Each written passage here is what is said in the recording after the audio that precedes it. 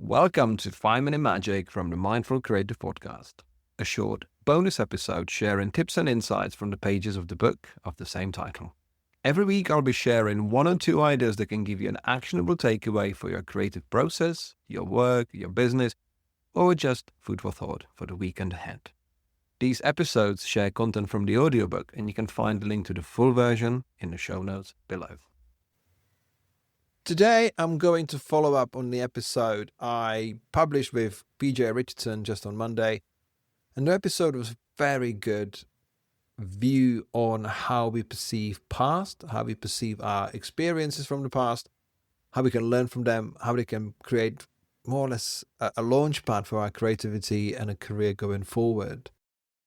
Looking back in the past can make us sometimes feel stuck. Make us feel like, okay, can I shed these experiences? The clue is making peace with what's happened in the past and look forward and actually enjoy the present. Because once upon a time, I remember James Hetfield from Metallica using this quote, which stuck with me ever since. And the quote goes, "The windshield is bigger than the rear view mirror, and that's for a reason."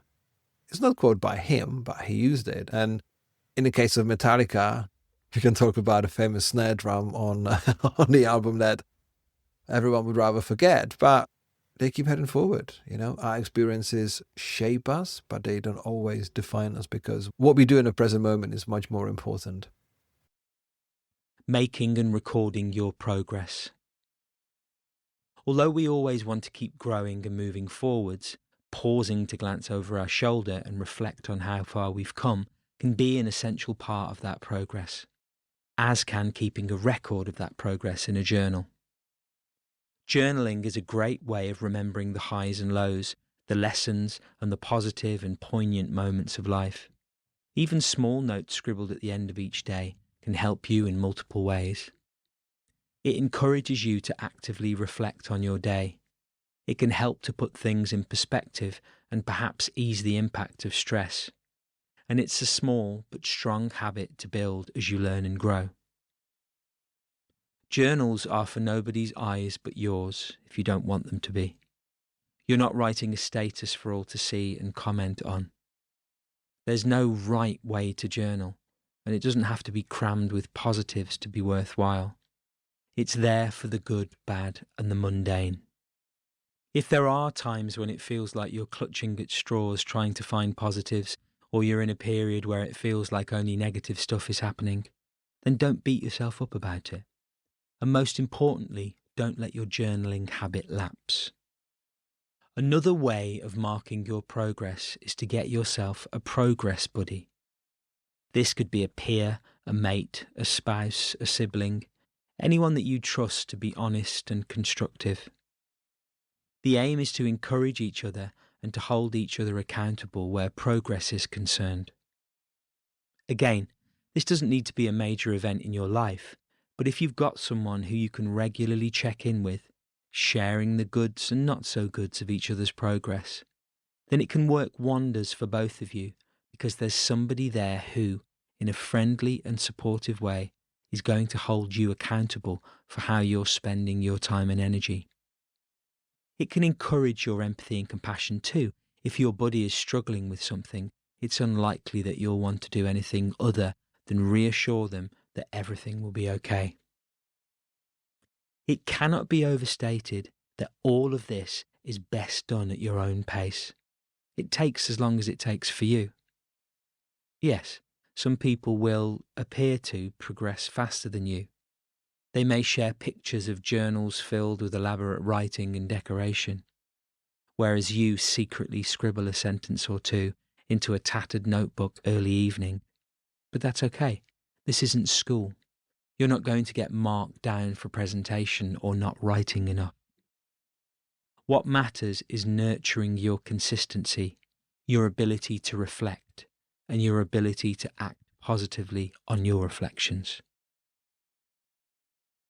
Keeping the past in the past.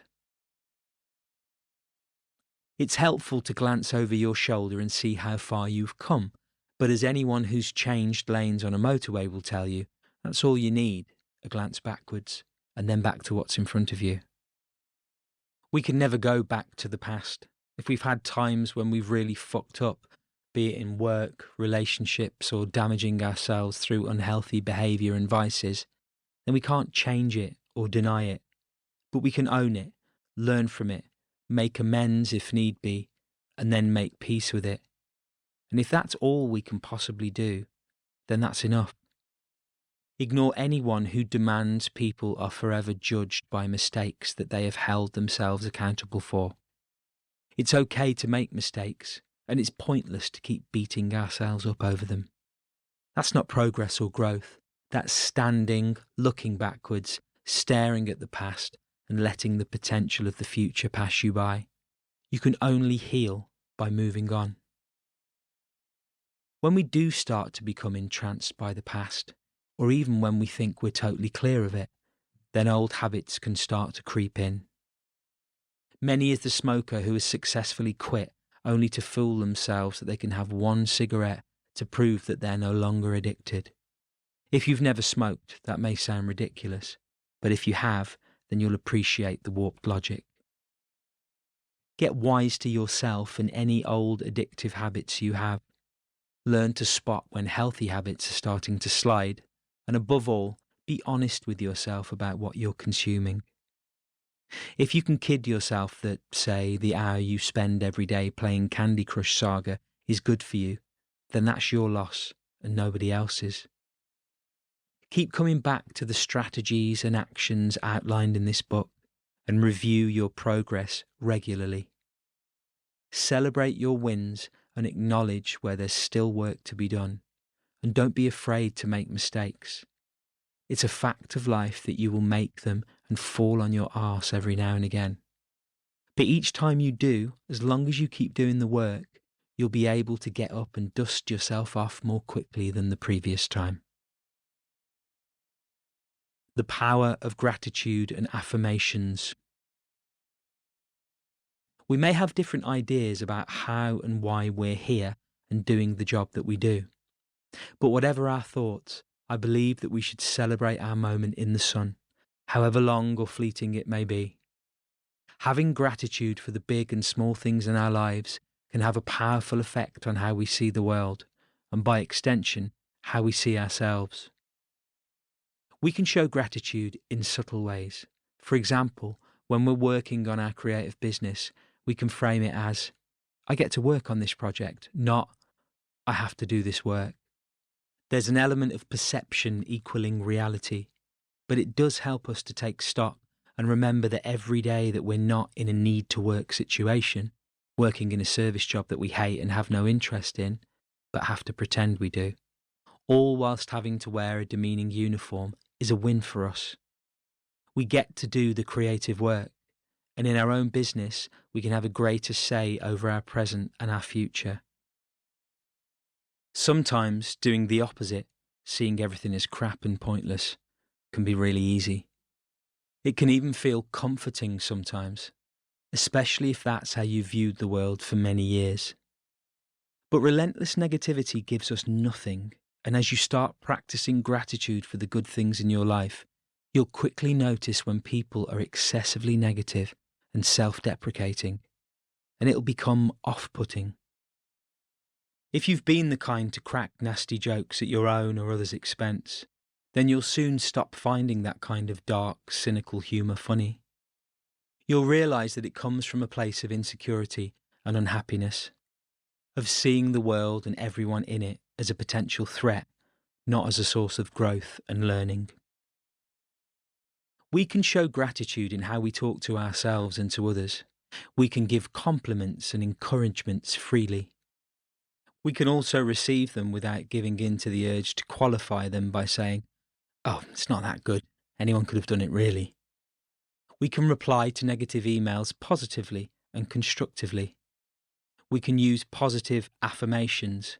I am, I have, I get to, I choose to build our self-worth.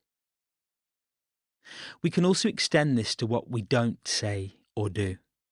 In the same way that we can save wasting our time and energy on people who don't want it, we can choose not to get involved in negative online conversations that, to be brutally honest, won't change anyone's mind about anything and only serve to give us a self-righteous hit of dopamine.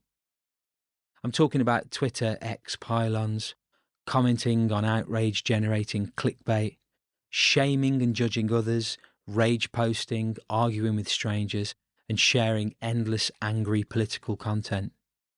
You don't have to become passive, unrealistically happy, or ignorant to what's going on in the world, but putting ceaseless negative energy out there will likely only bring you more negative energy. It's a basic algorithm, and it won't fill your cup.